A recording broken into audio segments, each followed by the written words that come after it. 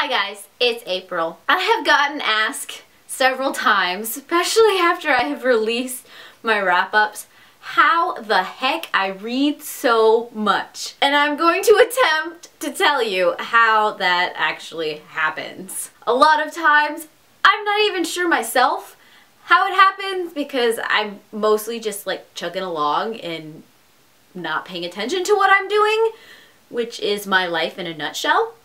But I'm gonna try and condense it into a few key things that I do that I think help me just read, and read as much as my brain wants me to read. I wish I had a magical answer to give everyone who asks me how the heck I read so much. Part of it is my natural reading speed. I haven't always been a big reader. For the first several years of my educational life, I was actually illiterate. Somebody took notice, and then I got into a reading class, and then my parents started bribing me with reading over the summer, and it just took off because I like money, and then they started bribing me with books for getting good grades, and this is how this whole thing behind me happened. So I thank my parents for my reading habits. I have noticed that I read at a faster pace than a lot of the other readers that I know. It's just something that's naturally developed, I think, because I do pick up books constantly. And so that does help with reading as much as I do during the month. And yes, I still take in the content, but it's just at a faster pace. I did at one point in my life take a speed reading class. I don't actually implement any of the techniques for speed reading.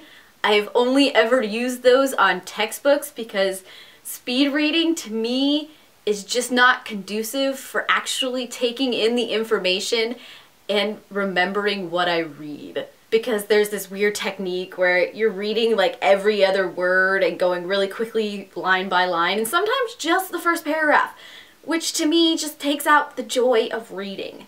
Another thing that I do is I always have a book everywhere.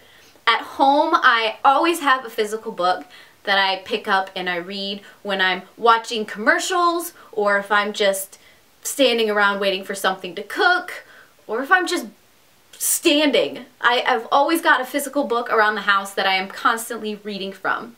This is also the case for when I'm outside of the house. I don't normally take physical books with me, mainly because I don't want to damage them in some way, because I really like my physical books, even though I do damage them a lot when I read because I'm an aggressive reader. But outside of the house, I always have some form of an electronic book. This could be an ebook or this can be an audiobook. I have found that I do read ebooks a lot quicker than I do physical books. I think that's just because I'm used to being on a computer screen all the time, and so my brain is just used to that, and so I chug through information faster that way. But this also means, since I have this ebook with me at all times, if I'm standing in line at the grocery store, if I'm just waiting in traffic, if I'm at a stoplight, I am reading. I don't know how dangerous that is, but I am reading all the time.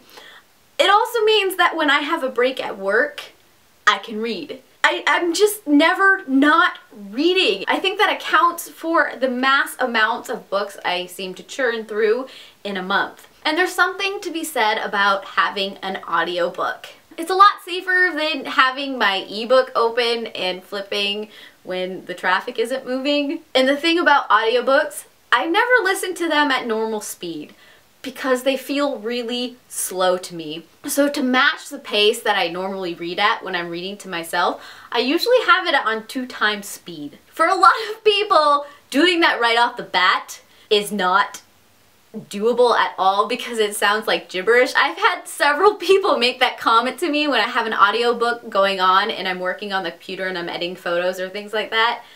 They ask me how the heck I understand what the person is saying. But because I listen to so many audiobooks at that speed, and I even watch YouTube videos at that speed a lot of times, it's just natural for my brain to go at that speed. And it matches, like I said, it matches my reading speed if I'm reading to myself. So they balance each other out. I also find that because I'm going through different books all at the same time, my brain might be drawn more to one than the other, and that actually helps my reading speed. If I only limited myself to one book and that one book was just dragging me down, my reading, I don't want to read anymore. So with the option of several books, no matter what format that is, I find that I go through and I'm actually enjoying my reading, and the burnout happens a whole lot less often, which is weird. And I also have to admit that since starting BookTube a year ago, my reading has taken off a lot more than when I wasn't keeping track of my reading. I'm more conscious of what I'm doing, what I'm taking in, and just processing it more because I have to sit here and talk to this camera and actually give information about what I read, which is great. So I think all of that can be condensed down to just having multiple books going and multiple different formats and a lot of practice. The more you do it, the faster you get. At least that's the case for me. I don't know if that's going to be true for you, but that is how I read. I don't do anything special. I don't have any special techniques. I just find what I enjoy and I read it. If you guys have any questions for me, or if you guys have special reading techniques or practices that you employ in your reading, let me know, because I'm really interested to know how you guys read what you do. I heart your beautiful faces. Bye.